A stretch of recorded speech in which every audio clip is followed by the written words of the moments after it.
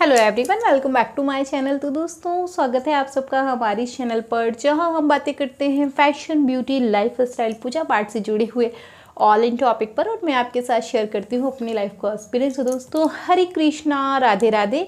कैसे हैं आप सब? आशा करती हूँ आप सभी लोग अच्छे होंगे। मैं भी बिल्कुल ठीक हूँ। और ये जो है वो इस हफ्ते का जो है वो सेकंड रिक्वेस्टेड वीडियो है। सो मैंने कहा था चूँकि इस हफ्ते संडे कमेंट बॉक्स नहीं आया, तो कम से कम 3 रिक्वेस्टेड वीडियो जो है वो ज़रूर आ जाए। सो श्री सत्यनारायण भगवान के लिए बहुत पहले से रिक्वेस्ट जो है वो आ रही थी, और इस टाइम जब मैंने कम्युनिटी टैब में पोस्ट शेयर की तो ये रिक्वेस्ट बहुत ज़्यादा बढ़ गई। सो मुझे लगा क्यों ना इस पर वीडियो शूट कर देती हूँ। और चूँकि माघी पूर्णिमा आने वाली है, सो इसलिए भी महत्वपूर्ण है। सब लोग सत्यनारायण भगवान का पूजन वैसे भी करेंगे, तो ये तो बहुत शुभ होता है। सो वैसे तो हमें हर पूर्णिमा पर जो है शालिग्राम जी का पूजन कर लेना चाहिए, श्री सत्यनारायण भगवान का पूजन कर लेना चाहिए। लेकिन फिर भी अगर नहीं हो पा रहा है, बहुत सारे लोग तो जानते हैं हर गुरुवार के गुरुवार करते हैं, कुछ लोग जो है वो हर पूर्णिमा को करते हैं। ये तो अपनी अपनी क्षमता और उपलब्धता की बात है। मेरा काम है आपको विधि बताना, वो मैं आपको बता रही हूँ। सो जिस प्रकार ये विधि हमें पूर्ण करनी है वो मैं आपको बताती हूँ, और आप इसे किस प्रकार से सरल तरीके से पूजन कर सकते हैं वो भी मैं आपको बताती हूँ। श्री सत्यनारायण भगवान का पूजन आप ब्राह्मण देवता को घर बुलवाकर उनसे भी करवा सकते हैं, आप स्वयं से भी कर सकते हैं। श्री सत्यनारायण भगवान का पूजन करने से हमारे घर में सुख, शांति, समृद्धि, ऐश्वर्य की जो है वो हमें प्राप्ति होती है, हमें वैकुंठ धाम की प्राप्ति होती है, जीवन के समस्त रोग, दोष, पाप नष्ट होते हैं, और ईश्वर हमें सद्बुद्धि देते हैं, जिससे हम बड़ों को सम्मान और छोटों को प्यार जो है वो बराबर रूप से दे सकें। और अगर हमने अपने जीवन में एक सूत्रीय कार्यक्रम को अपना लिया, सो हमें अपने जीवन में कभी कोई समस्या नहीं होती। अगर हम छोटों को उनका बराबर प्यार और बड़ों को उनका बराबर सम्मान दे रहे हैं, जिस घर में ये नियम जो है वो होता है पालन, वहाँ ईश्वर की अपनी सदैव कृपा खुद बनी रहती है। आपको बहुत प्रयास करने की ज़रूरत नहीं पड़ती। तो चलिए हम स्टार्ट करते हैं कि हमें कैसे इस पूजन को करना है, कैसे पूर्ण करना है, और कैसे जो है वो व्रत करके हमें पूजन करना है। सो सर्वप्रथम आप इसे पूर्णिमा के दिन करिए, ये बहुत लाभकर होता है। सो सुबह में उठकर आप स्नान कर लें, कोशिश करके ब्रह्म मुहूर्त में उठ जाइए, स्नान कर लीजिए, और स्नान करने के बाद आप स्नान के जल में थोड़ा सा गंगा जल और तुलसी का रस और आंवले का जो है रस मिलाकर स्नान करिए, बहुत शुभ होता है ये। नहीं तो किसी सरोवर में कर लीजिए, सरोवर नहीं है तब आप घर में इस विधि को अपनाकर स्नान कर सकते हैं। स्नान करके उस स्थान पर आ जाइए जहां आपको पूजन करना है। श्री सत्यनारायण भगवान की कथा हम ज़मीन में बैठकर करते हैं, ज़मीन में ही सुनते हैं, सारा पूजन हम ज़मीन में ही पूर्ण करते हैं, सिर्फ आरती के समय खड़े होकर जो है उनकी आरती करते हैं। तो ज़मीन का पूजन सर्वप्रथम, अगर पक्की ज़मीन है तो थोड़ा सा गोबर लेके उसका छोटा सा स्वास्तिक बनाकर, गंगा जल छिड़क कर स्वास्तिक बनाकर, कुमकुम चावल चढ़ाकर, पुष्प चढ़ाकर भूमि का पूजन अवश्य कर लें। और अगर कच्ची है तो फिर पूरा लीप कर बढ़िया गोबर से गेरू मिला के उसको बढ़िया लीप लीजिए, और फिर उसका पूजन करके पूजन करिए।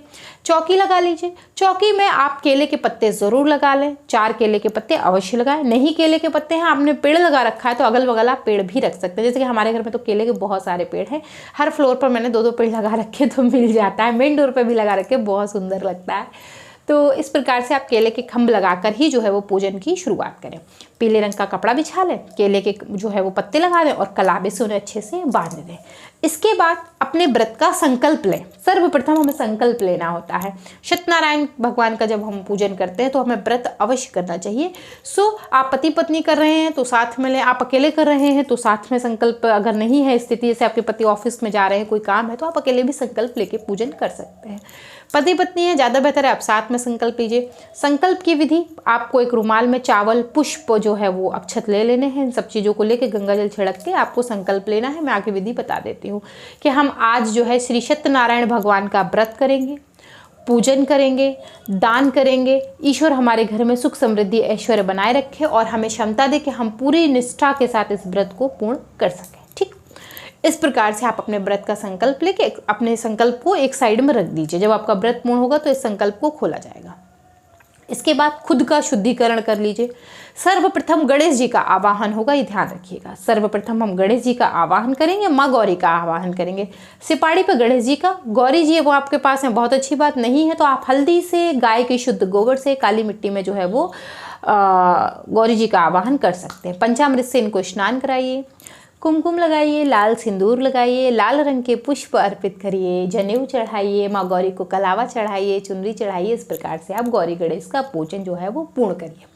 उसके बाद आप एक कलश की स्थापना करिए। पंच पल्लव के द्वारा कलश को सजाइए, जनेऊ चढ़ाइए, नारियल रखिए और गेहूं की कटोरी रखकर आप कलश की स्थापना कर सकते हैं।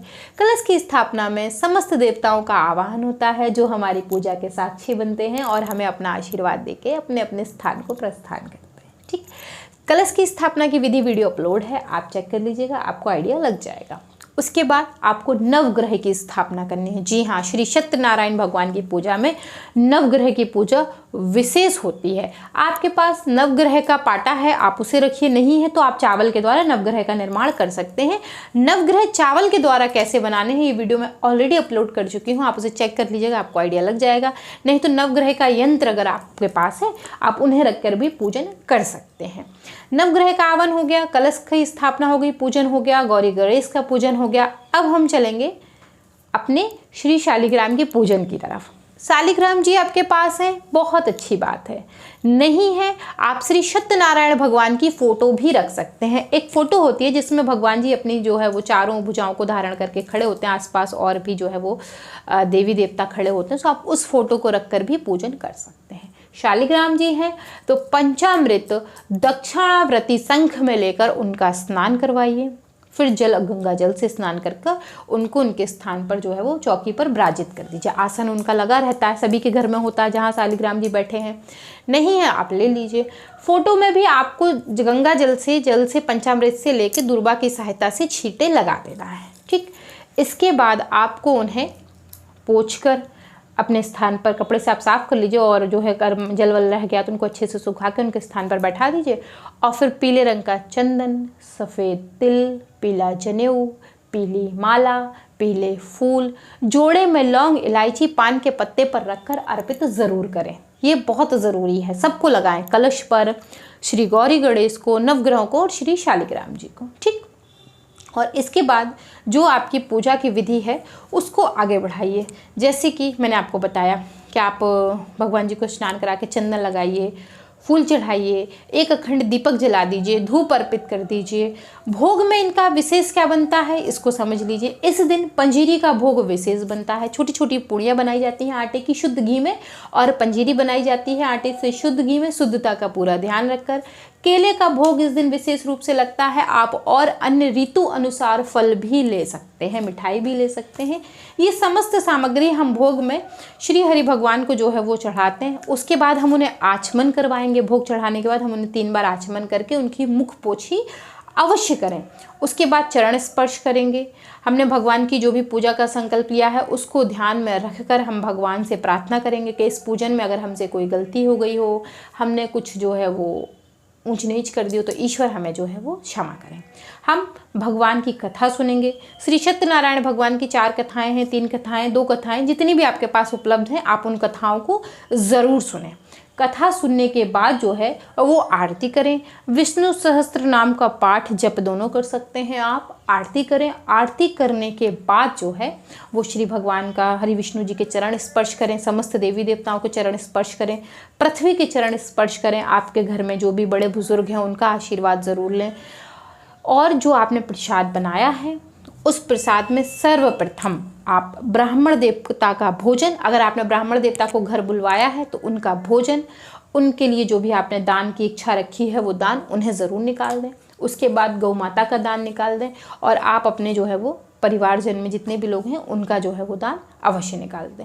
आरती करके ईश्वर का आशीर्वाद लें। कोशिश करके इस पूजन को हमें शाम में करना चाहिए। ठीक है, क्योंकि हम दिन भर का व्रत कर लेते हैं और इस पूजन जब हम पूजा कर लेते हैं पूर्ण हो जाता है तो अपने व्रत का पारण कर सकते हैं। तो कोशिश करके आप शाम के समय में इस पूजन को करिए, बहुत लाभकर होता है। अच्छा, ये तो मैं आपको पुरानी बात बता रही हूँ। जब सत्यनारायण भगवान का पूजन घर में होता तो हमने अड़ोसी पड़ोसी को बुलाते थे। और नहीं बुलाते थे ना तो वो पहचान जाते थे कि इनके घर में जो है वो सत्यनारायण भगवान का पूजन किया है, और अगर उन्हें नहीं बुलाते थे ना तो वो नाराज़ भी हुआ करते थे इस बात पर।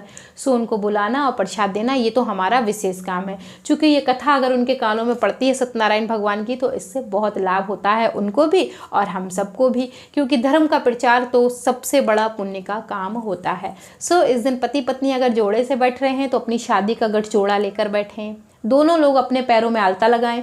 और इस दिन हम जितने लोगों को घर में बुलाते हैं उन सबको आलता लगाया जाता है, चाहे महिलाएं हों और चाहे पुरुष हों, पुरुषों को भी आलता लगता है। जैसे कि मैंने आपसे कहा ना कि वो लोग पहचान जाते हैं कि आपके यहाँ कथा हुई है, उसको पहचानने का रीज़न यही है कि पुरुषों को भी इस दिन आलता लगाया जाता है। ये बहुत शुभ होता है। केवल मात्र सत्यनारायण भगवान का एक ऐसा पूजन है जिसमें पुरुषों को भी आलता लगता है, ठीक ना। तो इस बात को आप ज़रूर ध्यान रखें। बकाया कि आपकी अपनी परंपरा जो पारिवारिक है उस तरीके से इस विधि को पूर्ण ज़रूर करें। आप ब्राह्मण देवता के द्वारा इस विधि को पूर्ण कर सकते हैं, पूर्ण मंत्रों द्वारा इस पूजा को कर सकते हैं। कैसे? अब आप कहेंगे दीदी आपने विधि कहाँ से बताई? सो गीता प्रेस में श्री सत्यनारायण व्रत कथा श्री विष्णु सहस्त्रनाम स्तोत्र सहित आती है। आप इस किताब को ले लीजिएगा, इसमें सब कुछ लिखा हुआ है। छोटी से छोटी विधि जो मैं आपको बता रही हूँ ना, वो विधि इसमें मेंशन है, क्योंकि मैं इसी को लेकर करती हूँ, इसलिए मैं आपको बता रही हूँ। सो आपको ये किताब बहुत सस्ते में मिल जाएगी, बहुत महंगी नहीं आती, 50-60 रुपए की किताब आती है। सो इसमें जो है वो सब कुछ जो है वो लिखा है। भगवान जी की आरती आपको कैसे कैसे, मतलब आप समझिए कि इसमें संकल्प लेने से और दान तक की विधि लिखी हुई है। कथाएं इसमें हैं, आप लोग कहेंगे तो मैं जो है वो आपको एक आध कथा पढ़कर सुना दूंगी कि कैसे आपको जो है वो कथा करनी है। सो दोस्तों, आशा करती हूँ श्री सत्यनारायण भगवान का पूजन व्रत आपको समझ में आया होगा। आप चाहें तो हर पूर्णिमा का व्रत रखकर श्री सत्यनारायण भगवान का पूजन कर सकते हैं। ईश्वर आपके समस्त रोग दोष और जो भी पाप है उनको नाश करे, यही मेरी ईश्वर से प्रार्थना है। माघी पूर्णिमा आ रही है, आप चाहें तो इस पर भी कर सकते हैं। मैं कोशिश करूँगी कि कथा आपको ज़रूर सुनाती हूँ। आशा करती हूँ वीडियो पसंद आई होगी। अगर पसंद आई है तो मेक श्योर चैनल को सब्सक्राइब जरूर करें, वीडियो को लाइक करें, फ्रेंड एंड फैमिली के साथ शेयर करना बिल्कुल मत भूलें। मैं मिलती हूँ विद अ न्यू वीडियो, तब तक के लिए Hare Krishna, Radhe Radhe, bye bye and take care.